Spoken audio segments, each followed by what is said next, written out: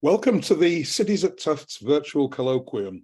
Along with our partners Shareable, the Kresge Foundation and the Barr Foundation, I'm Professor Julian Adjeman, and together with my research assistants Caitlin McLennan and Deandra Boyle, we organise Cities at Tufts as a cross-disciplinary academic initiative which recognises Tufts University as a leader in urban studies, urban planning and sustainability issues. We'd like to acknowledge that Tufts University's Medford campus is located on colonised Wampanoag and Massachusetts traditional territory.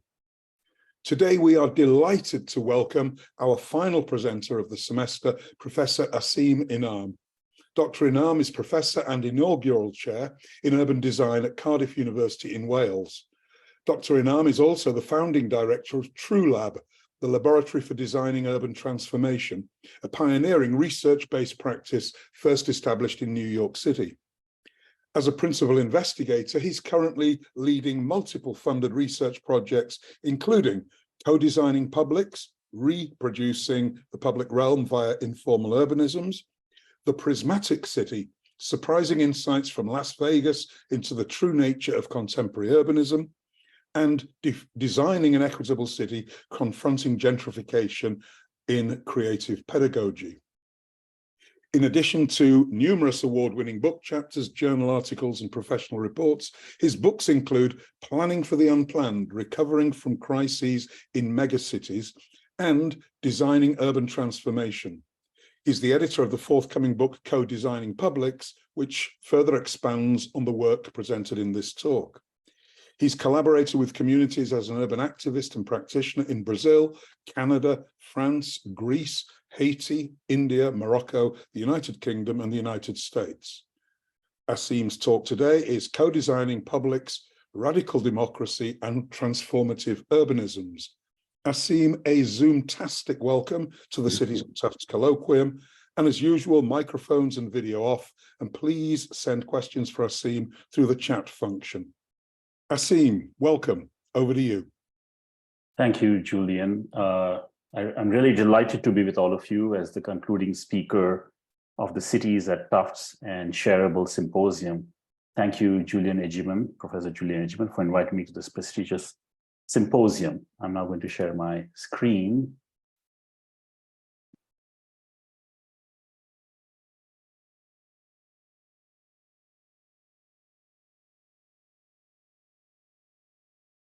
All right, so I just want to make sure I'm guessing you can see my screen.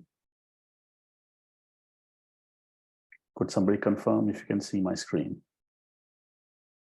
Yep, looks all good on our end. Thank you. Thank you. So the book cover you see is a mock-up of a book that I'll be talking about, and it's going to come out in about 6 months. The title is Co-Designing Publics. The book is an edited book with about 13 different sections and 19 authors and co-authors. The project is funded by a grant awarded by the UK Arts and Humanities Council. The goal of the research project is to build an international research and practice network. The purpose of this paperback book, which is meant to be more affordable and more accessible, is to have a broad international audience, both scholars and activist practitioners. So this research network consists of scholar practitioners at academic institutions. Since I'm the principal investigator, the network is based at my university, Cardiff University, and we have collaborators at the University of Cambridge, the University of Sheffield, the University of Texas at Austin, the University of Newcastle in Australia, and the Indian Institute of Human Settlements. The network also consists of activist practitioners at grassroots practices in 6 different cities around the world: Asociación Mejorando Vidas in Colombia, Cambodian Center for Human Rights in Cambodia, Hasiru Dalla in India, Project 90 by 2030 in South Africa, and the Rujak Center for Urban Studies in Indonesia, and União Nacional por Moradia Popular in Brazil. I will now describe what we did together as a network of collaborators, which is going to be summarized in this forthcoming book. Premises. The 21st century is truly the urban century by any measure. There exist different ways of understanding and measuring what is the urban, but what they all share in common is the growing and increasingly critical significance of the role of cities in the world. Given multiple crises that cities face, such as the climate crisis, urban inequality, inadequate infrastructure, lack of affordable housing, and the recent COVID-19 global pandemic, this project focuses on developing innovative ways in which processes of co-designing publics and co-producing the public realm can more effectively help address these crises. So when I use the term cities in this discussion, I actually mean urbanizing regions, also known as metropolitan areas. As the concepts of ecological footprint, pioneered by William Rees, and planetary urbanization, pioneered by Neil Brenner, demonstrate, we have to consider cities at the regional and even global scales as sets of interconnected networks of flows with consequences far beyond their administrative boundaries. In addition, I utilize what I call categories of convenience. These categories enable us to specify particular types of phenomena, to investigate them in their context, and to better understand the relationalities, all the while acknowledging that such categories contain overlaps and fuzzy boundaries. Examples of such categories of convenience that are relevant here are spatial versus non-spatial aspects of cities, the public realm versus the private realm, and the global south versus the global north. Finally, throughout this presentation, I will share some images, as you see on the screen, that are suggestive of what possible implications for urban practices from this theoretical discussion, rather than making a one-to-one literal shift from theory to practice. So the images are there as visual backgrounds in order to invoke the power of theory to reflect, to wonder about possibilities, and to suggest pathways towards transformative practice. Public realm. Cities are amongst humanity's greatest creations, and the public realm is arguably their most significant aspect. The public realm is what makes a city so rich, so complex, and so full of potential. The starting point for examining the public realm is the fact that the city should belong to everyone, regardless of race, class, or gender. In reality, uneven access to resources and to power means that some individuals and groups are more privileged and influential than others, especially in terms of exercising their rights or actively building democracy. At the same time, it is also the potent site of resistances, contestations, and alternatives to the mainstream status quo. Such alternatives help to illuminate the full potential of the public realm and for a city that can be truly democratic in every sense of the term. There's an argument to be made about a differing private realm versus a public realm. One way of thinking about the private realm is that it's largely the realm of the individual, and the essence of the private is the absence of others. On the other hand, the public realm is largely the realm of the encounter with the other and of the collective. Spatially, being inside one's home is not the same experience as being on the street. Even online, one tends to have more of a public persona on social media, such as Twitter or Facebook. While they are different, the private and public realm do interact and intersect.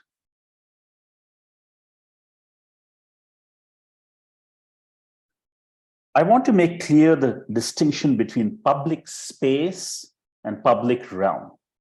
What makes the public realm particularly potent is that it is the realm of the other par excellence.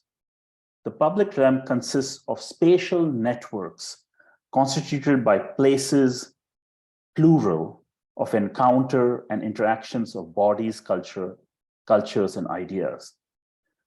Thus, the most significant aspect of the public realm is the fact that it is public.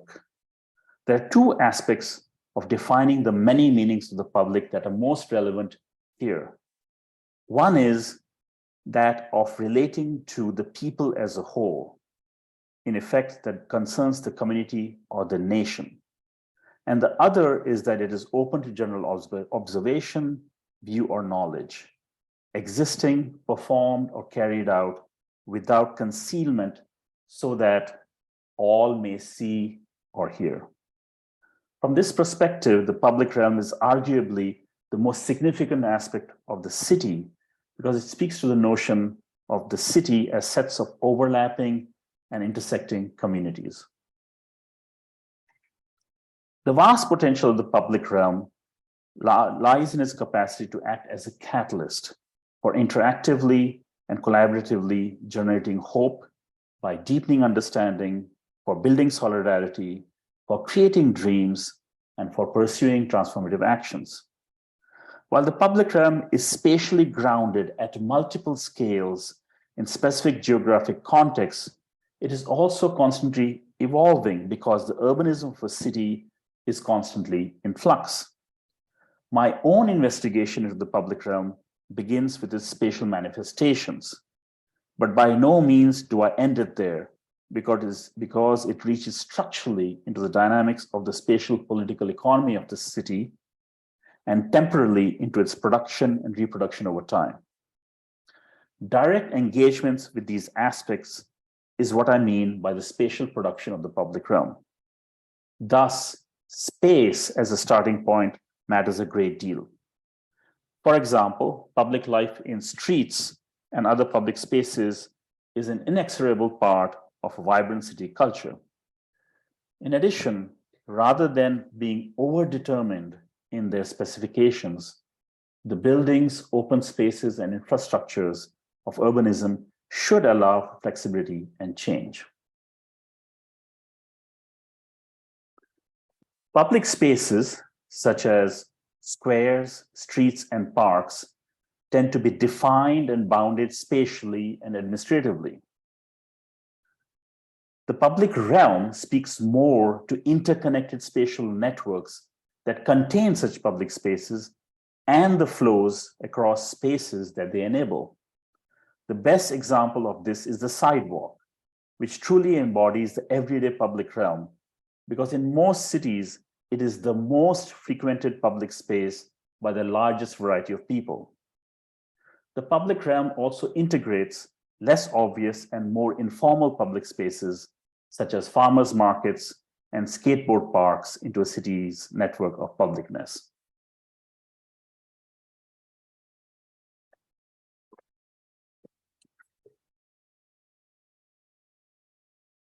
I question the standard notion of public space as more or less a container for human activity, a notion that continues to pervade conventional design thinking. In fact, the exclusion of some groups from democratic processes via their failure to attain recognition in public space underlines the critical importance of materiality. Although many scholars recognize the democratic character of public space, this idea is also contested, as public space has paradoxically long been a site of exploitation, oppression, and prohibition for women, for ethnic minorities, for gays and lesbians, for the elderly and the young, for the homeless, and for people with disabilities. At the same time, public space remains the most important site where public claims can be made visible and contested. In order to fully understand this critical aspect of public space as part of a larger public realm, we have to view it as part of its spatial political economy.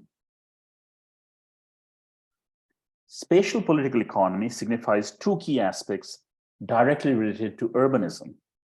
One is a set of power structures and dynamics that exert influence on how, why, by whom, and for whose benefit the city is produced and reproduced over time. Second, within this set of power structures and dynamics are the decision-making processes and outcomes that result in urban priorities and human, financial, and material resources allocated towards urban interventions. Moreover, the concept of the spatial political economy acknowledges that the production, reproduction of space do not simply represent aesthetic, technical, or policy interventions of conventional design practices. Rather, they are profoundly ideological and political acts. Some of the vast untapped potential of design in the context of urbanism can be unleashed by more fully embracing and engaging with the realities of its spatial political economy. Ultimately, one of the most significant design issues for cities is the design of its governance, which extends equally to the public realm. Who designs the public realm over time and by access to which types of resources? Who controls the spaces? What is allowed? What is not allowed? Who benefits from it and why or why not? Here, the question of power, examined through political economic dynamics, is central to our understanding of the public realm. Power is not only deeply embedded and spatially expressed, but it is exercised on an ongoing basis through control. An especially significant way to examine the uneven distribution and wielding of power has been through the perspective of social injustice. Informal urbanisms.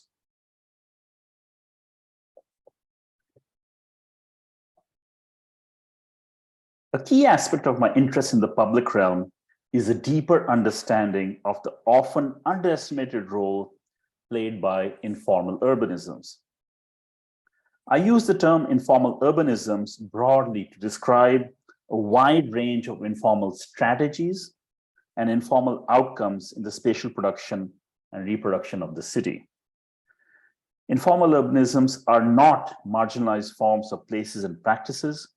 Rather, they are central to understand the logic of urbanism because they constitute debates about what is illegal and illegal in the city, what is legitimate and what is illegitimate, and with what effects.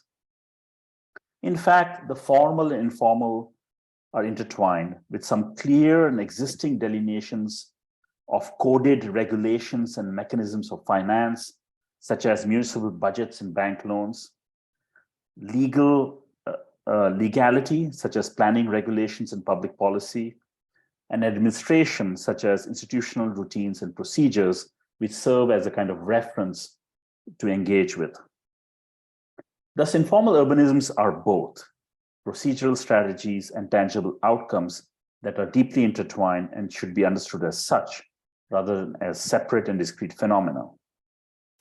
For example, in design terms, spatial outcomes such as buildings, open spaces, and infrastructures emerge out of particular strategies by further reinforcing those strategies.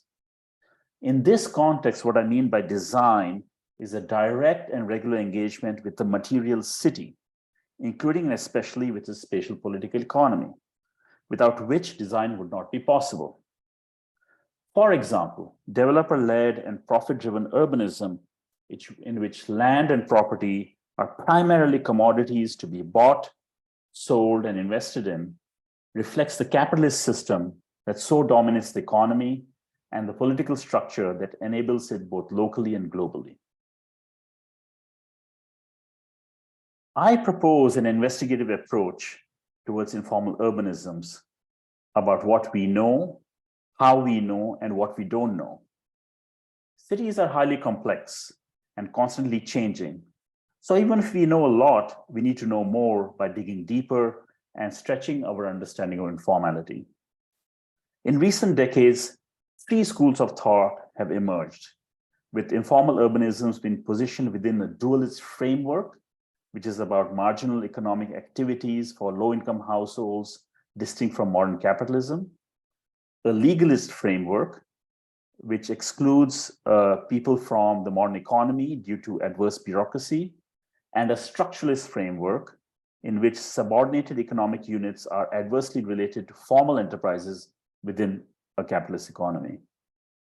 In addition, informal practices extend beyond the urban poor to encompass the actions of different sectors, including middle and high-income urban residents, the state and business interests.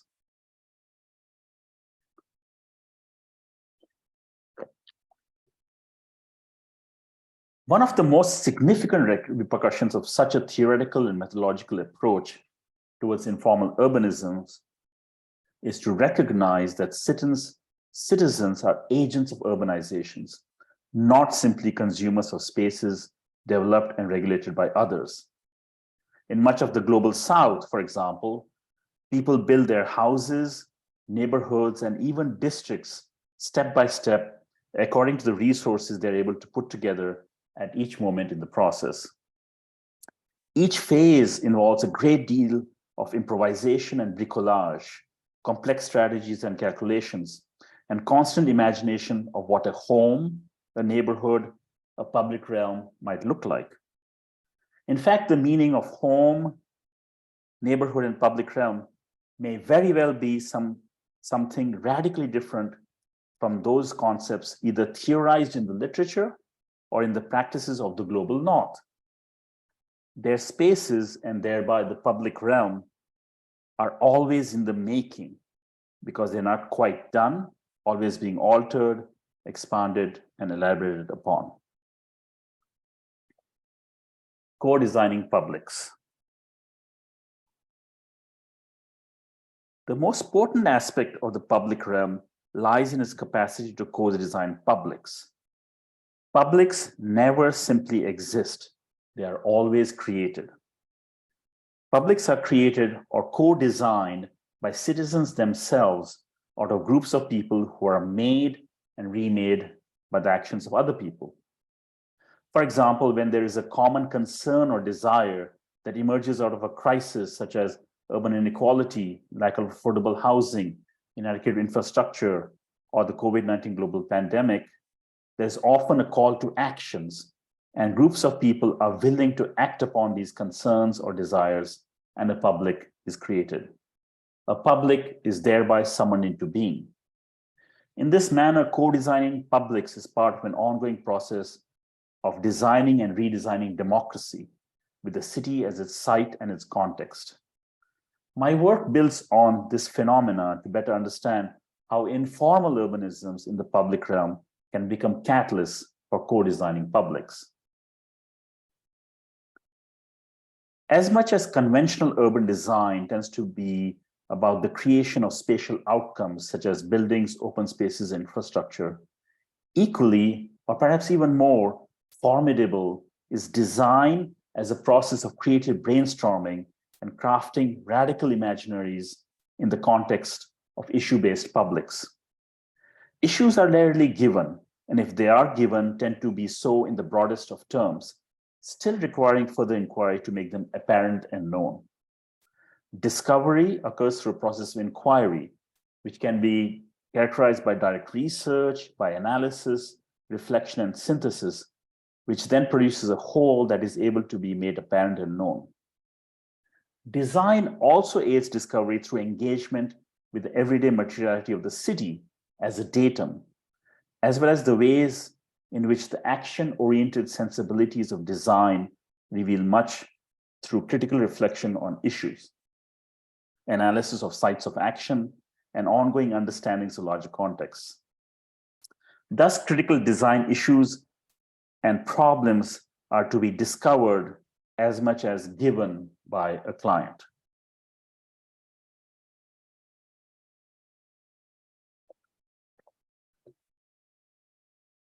The nuts and bolts of co-designing publics are far from smooth. Process of co-design publics draw citizens into vital urban realms where they encounter each other and engage in collective and meaningful negotiations about what kind of city they desire. These encounters build a shared sense of common purpose and solidarity among citizens. But the encounters also make citizens aware of the substantive differences among them, and they are forced to confront and manage these differences together. There are various ways of dealing with such differences. For example, anarchists, in the strictly philosophical sense, are much more willing to see things work themselves out in the process of unfolding, through collective efforts and direct actions, subject to ongoing revision and revitalization, rather than following a set course towards some imagined end goal. Similarly, pragmatists, also in the strictly philosophical sense, advocate open-ended collaboration where what matters is ongoing conversations in which participants figure things out as they go along. A process that can yield new ways of thinking and new ways of doing. Such radically democratic approaches can be excruciating, but ultimately liberating, and share similarities with the iterative and reflective processes of design.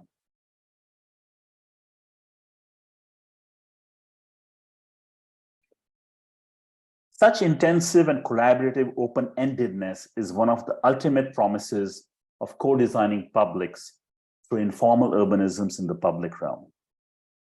Informal urbanisms can generate new modes of politics through practices that produce new kinds of citizens, claims, and contestations. These politics tend to be rooted in the spatial production of the public realm, especially in collective residential spaces and their attendant neighborhood spaces.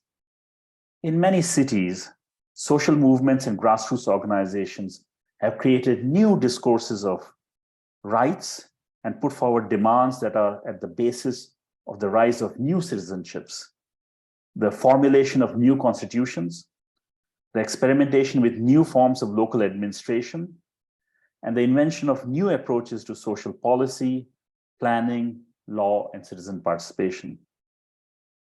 Thus, informal urbanisms are both processes and outcomes.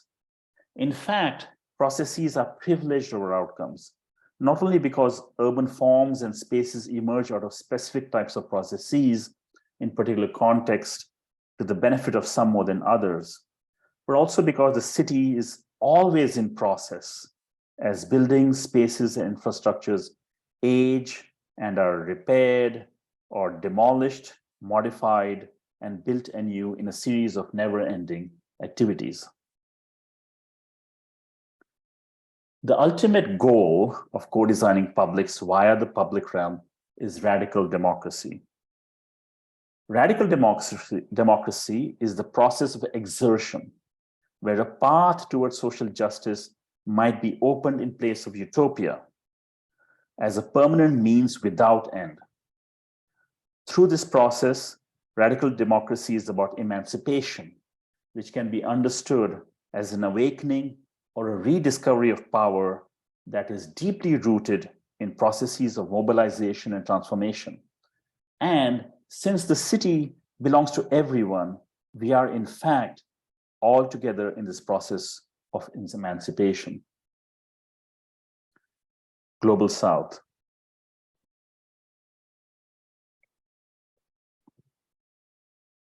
I contextualize this discussion by paying particular attention to the cities of the Global South because place matters in shaping urban thinking and practice. There is an increasing interest in thinking and practicing from the cities of the Global South rather than just about them. Looking from the cities of the Global South provokes specific types of inquiry because of the particular nature of their urbanism. The cities of the Global South are mostly located geographically in the Southern Hemisphere in Africa, Asia, and Latin America. The cities of the Global South also tend to be historically the oldest occupied cities, as well as currently the fastest growing cities in the world. These cities are also when one finds empirical conditions of precarity in which large majorities of the population are politically, economically, and ecologically vulnerable. Looking from the cities of the Global South then points to certain characteristics of urban practice in those contexts, such as fluidity, uncertainty, and speculative action. These prevalent characteristics challenge all the certainties that evidence-based urban policy tends to take for granted. For example, that systems will work as they should, that people will act predictably, and that the rules of the game are fair and stable. In this manner, the view from the Global South challenges dominant forms of knowledge and practice. This view is particularly timely because both the COVID-19 global pandemic and its policy responses have revealed the precarity of cities by exacerbating the class inequalities and structural racisms upon which many of them have been built, including through deeply rooted legacies of colonialism in the Global South.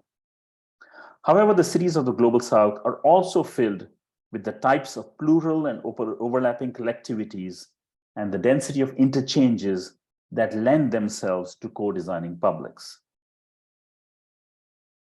Illuminating case studies. I'm going to illuminate some of these points through case studies that are part of her research network in collaboration with our activist practitioner partners, whom I mentioned earlier in the presentation.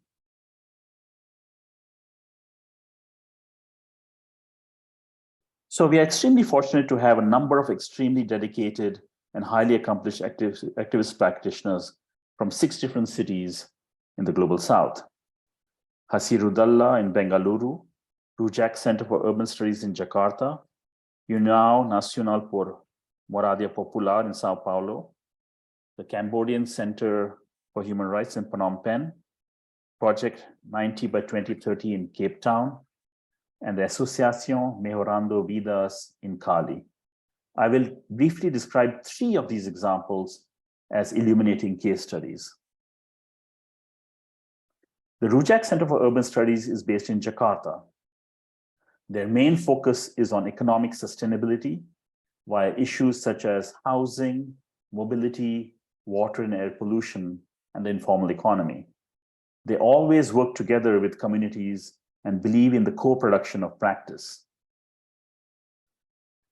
One of the main issues that Rujak Center has been fighting is the forced eviction of low-income families in informal settlements. One of their key strategies is to better understand and work with people in kampungs, which are traditional villages or informal settlements within a city. They work at multiple scales simultaneously.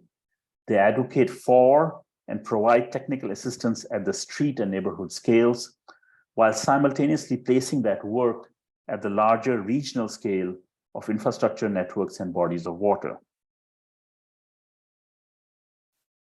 Hasirudallah means green force in the regional Kannada language of South India. They work with waste pickers in the city of Bengaluru, who are those that pick up waste on the street, and with their labor, they sort, grade, and make it into a recyclable and tradable commodity. The main objective of Hasirudallah is to provide space for these informal waste pickers within the formal waste management system by promoting appropriate, decentralized, and cost-effective solutions for solid waste management and decent livelihoods. One of the crucial ways they do this is through the creation of solid waste management centers in the neighborhoods. These centers are run by the waste pickers themselves. Hasirudallah really invests time in designing long-term processes to work collectively by building alliances across multiple stakeholders. Thus, for them, the public realm is not only spatial, but also an ongoing process that opens up to broader groups of people.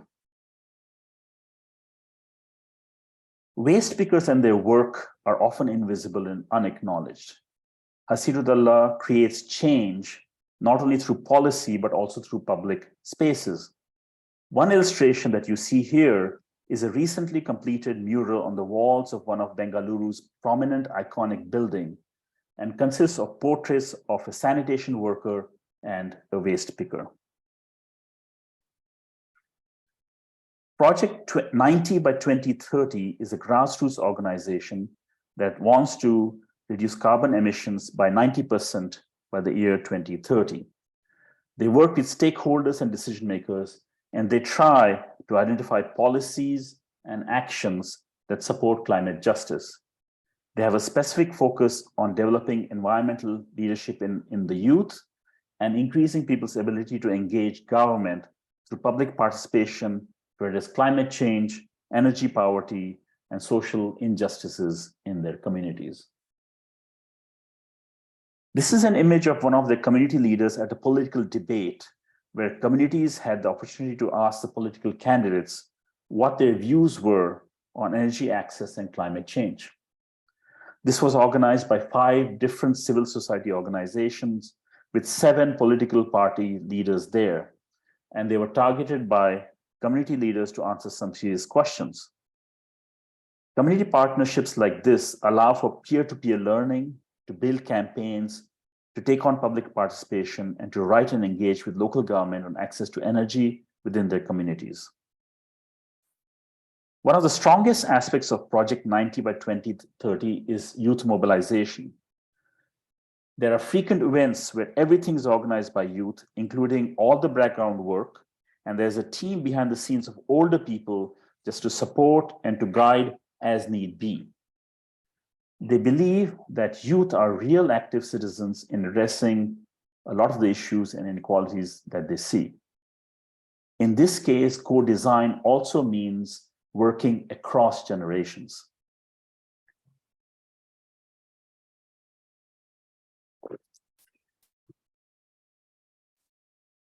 I will now conclude my talk with some reflections on the ideas and case studies we have investigated in this international research and practice network. The real goal of producing and reproducing the public realm is to enable the ongoing co-design of publics, such that we move rapidly towards a far more just, equitable, and radically democratic city for all, especially for those who are marginalized. Co-design, with its direct engagement in the spatial and non-spatial aspects of urbanism and its inherent creative thinking and interdisciplinary approaches, is ideal for discovering and articulating radical imaginaries for the public realm. Scholars from different perspectives agree that hope lies in these ongoing processes and informal aspects of the public realm. Hope for designing the truly equitable future of our cities might thus very well reside in this messy, multifaceted, and ultimately political nature of the spatial production and reproduction of cities. In fact, perhaps more so than in professionalized urbanisms. We can already see glimpses of a powerful new urban society in the midst of precarity. While they may seem fleeting and fragmented, they are still urban practice of social autogestion and spatial appropriation undertaken by real inhabitants. As we have done in our network, one can closely examine these practices in their specific contexts, compare them across contexts, exchange experiences and ideas, and extrapolate further to generate common understandings and new knowledge. We can use this new knowledge as a lens to help us see better and further, because such practices can be difficult to acknowledge in the current spatial political economies of corporatism and neoliberalism. Moreover, we can together as co-design publics use these understandings and tools to move toward a new horizon of radical democracy. Such examples abound. We have to learn collaboratively to see them, to understand them, to nurture them, and ultimately we have to be them. Thank you. Thank you, Aseem. That's a fantastic talk.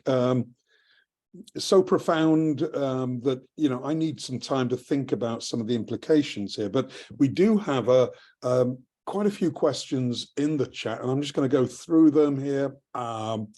So Mary Valiakas is asking, can you give examples of how meanwhile use, Mary, did you mean meanwhile use, is being used as a tool to turn private spaces into public realms? If you want to jump in, Mary, please do. So I guess that is the question then. How meanwhile spaces can be turned into public spaces? That's a very good question. So one of the things about the public realm, of course, the most basic definition of the public realm is spaces that are publicly owned. And it's actually quite common in many cities around the world where spaces are publicly owned by the municipality, by the provincial government, or by the national government, and especially the municipality, they're actually leased to private businesses, but the ownership rests with the municipality, including in meanwhile spaces. The other type of very public ownership that is increasingly coming about is a different kind of public ownership, are community land trusts, where it's a collective, a community, usually not with a lot of money, who purchase and kind of steward land for the benefit of the community. And usually it's very public facing activities like a community center, like the other day, it was very interesting. I was in Liverpool and I went to a pub and looked like a very lively sort of typical English pub, but it was community owned. And it was, they had pop-up cooking, they had poetry nights, etc., geared towards the community, towards the neighborhood. So those are some examples. But I think, so part of it is, what I'm getting at, something I said earlier, is the design of governance, how public realm is managed, governed, controlled. I think that's a big issue, not just how it's designed, I think. So we have to find different ways of exerting the public interest in those places. Thanks, Aseem. We've got a question from Shmuel Yerushalmi. He's asking, what, according to you, must be the role of the state and municipal authorities in creation of the public spaces in cities and towns? And how, according to you, can public spaces support improvement in social well-being in urban territory? Wow, and I said a very good and very big questions. I'll try to keep it short and precise. The state, that's a very interesting idea. I was just talking to a friend of mine. I think we have to start seeing the state in different ways. I think the question also suggests, first of all, there are different levels. There's the local, provincial, state, national, etc., regional. That's one we have to start differentiating different types of state. But more than anything else, this is my experience in practice, and I know many of you probably have this. It's also about individuals in the state that you can work with, that you can create alliances. The state is not monolithic, it's not homogeneous, it's not static. So actually it's, and I have done that, I know many others have done that much before me, about building bridges, creating alliances, kind of, again, informally, really, coming to some agreements about what's good. And there are many, many examples in planning and policy of that. And in terms of well-being, I think with neoliberalism, it's not just neoliberalism, that is probably its latest manifestation. But if you study the history, the contemporary history of the state, in many cases, it is there to foster the capitalist system. It's to increase revenue, whether it's private revenue, tax revenue, and that continues, I know, here in the UK with austerity budgets for many, many years, last 30 years or so. Cities and local municipalities have really been desperate to attract private investment. So the goal becomes more private investment rather than public benefit. And I think the finances also matter, just like in previous cases. We have to understand how it's funded. So it is an uphill battle, but as some of the examples which I very quickly showed you, there are many examples we find around the world where those are being challenged and alternative practices are being put forth.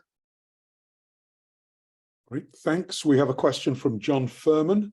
What are some practical action steps community-based groups can do to democratize urban neighborhoods? I'm thinking community land trusts, which of course you've mentioned, yes. Housing co-ops, worker co-ops, more public parks and public squares. What are strategies we can use to demand a more equitable city? And John is from Utica in New York State. Thank you, John. Thank you for joining us. Great to have you. All the things you just mentioned, there are different modes, there are different kinds of community land trusts. It's very interesting. Community land trusts are now starting all over the world, but they started from the US in the 1960s out of the civil rights movement. Taking on it, it's not easy to do. In fact, I was just recently elected to the board of a community land trust where I live. And it's very interesting to see it from the inside, and we're kind of doing it. That is one way of protecting land. But cooperatives you mentioned, again, those are all over the world, different types of cooperatives. I think the answer is partially in your question, which is forms of collective action. But as you know, just because it's a community group doesn't mean the community group is democratic. So democracy is an ongoing process of questioning, challenging, etc.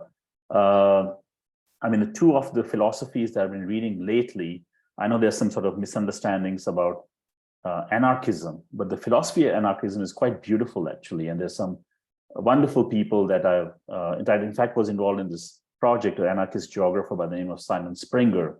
And we had wonderful conversations. He was talking about direct action, mutual aid, things like that, that people can do and have been doing. So yes, I agree there are many different forms of doing that, but it does require being assertive. It does require some sacrifice. It does require time. That's the other thing.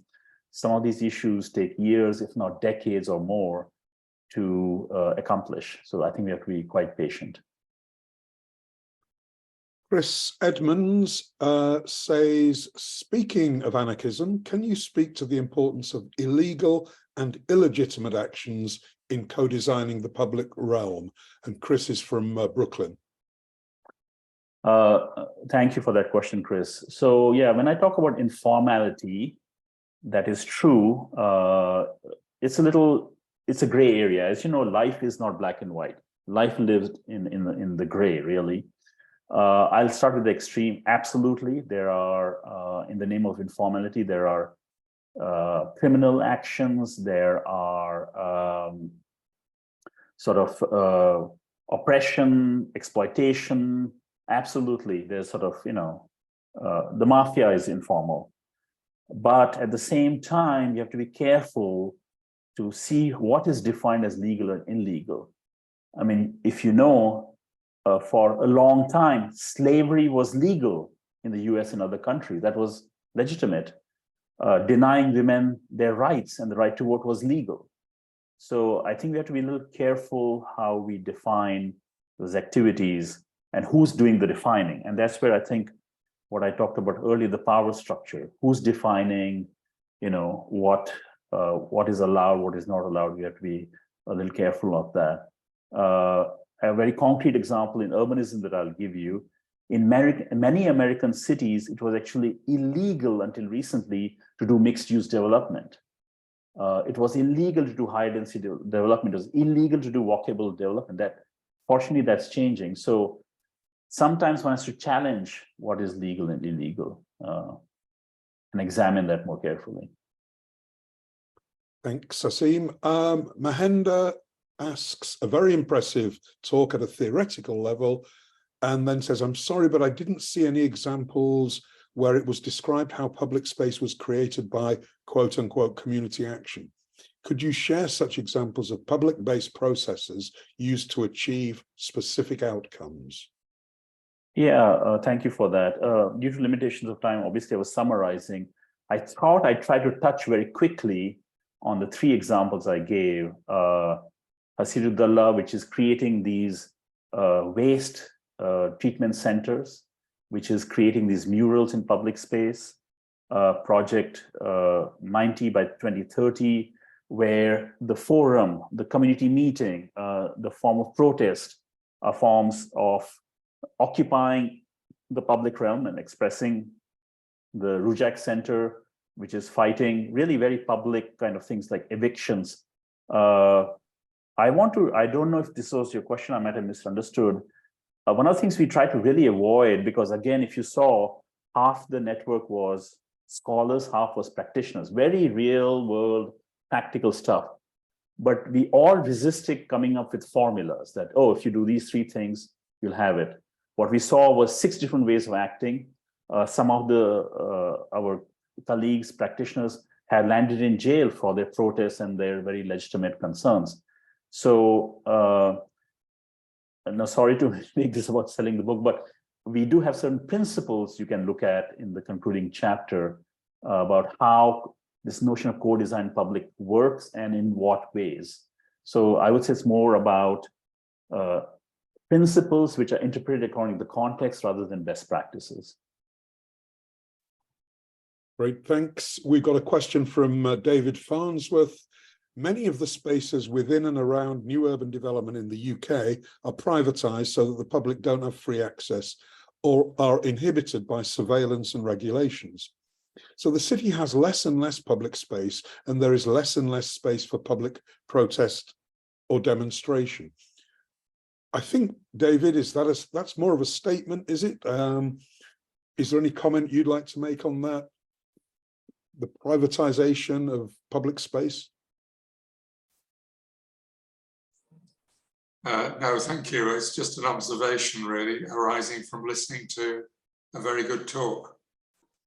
Thank you, David. If I may add quickly to your observation, I think it talks about, when I was showing that image of Madrid, one of the things I said was co-designing publics is not easy. It's far from smooth. It creates friction amongst differences in people. And part of it, I think, sort of the hard-nosed way, we also have to do some self-reflection. So what you're talking about, David, is very often also, people are also complicit in that. I mean, as you know, there are groups of people who want CCTV, who want people to be excluded. And I think we have to examine that as well. You know, how, anyway, and stop it there, that, you know, sometimes the public is also complicit in these kinds of issues. Okay, I'm going to ask you a question. Sure. Moderator prerogative here. Many of the people on this call are students, and you know, they're going into their first jobs. How your ideas here are disruptive of the status quo. How do students who are fired up from our departments go into their first jobs at a lowly level and start to grow your ideas so that they can make change in their workplace? That's an excellent question, because it's close to my heart. I also teach. I love teaching. I love to see my students do well. And happy to say a lot of them do very well, not just in the conventional sense of financial success, but they are real troublemakers in a very constructive way.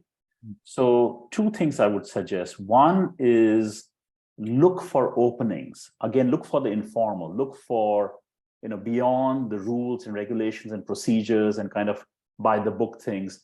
And you'll see there is actually a lot of room for negotiation, for conversations, for slightly modifying things. That's one.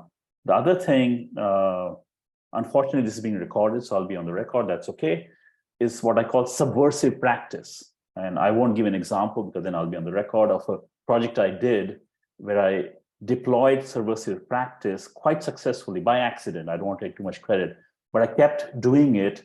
And now as a result, there's a city in the US, which I shall not name, that refused to have an affordable housing policy, but now has an affordable housing policy because of this kind of a persistent subversive practice. So look for how you can practice in subversive ways.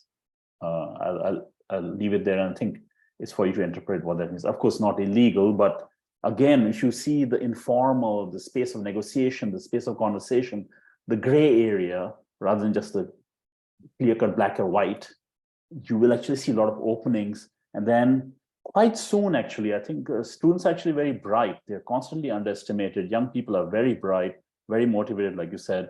If you look for opportunities for injecting certain ways of doing things, you will find them. Aseem, that's a great way to wrap this up. And you know, I've known you for a long time, and you know, to quote a US lawmaker, Aseem, keep making good trouble. Yeah. Okay. Thank you, Julian. And pleasure. Robert Raymond's response to that last question is unionize. Yes. So thanks for that, Robert. Can we give a great warm show of appreciation for Professor Aseem Inam's excellent presentation? Thank you, Aseem. Thank you. Thank you very much. Really enjoyed it. And you bring to a great end a fantastic semester of Cities at Tufts presentations. Please look out in your email for the fall semester roster. We'll be having another 6 great speakers. And thanks for supporting Cities at Tufts on behalf of Shareable, Tufts, the Kresge Foundation and the Barr Foundation. And can I just say that it's Caitlin McLennan's last appearance. Caitlin is actually, let's see you, Caitlin. Caitlin is now in Utah. She's got a job. She's graduating this year. And so we will try and find somebody. Deandra is obviously our RA at the moment, but we'll try and find somebody for the next semester. But Caitlin, thanks for all you've done, and all the best in Utah. Thanks, Julian. All right. Thanks, everybody. Bye.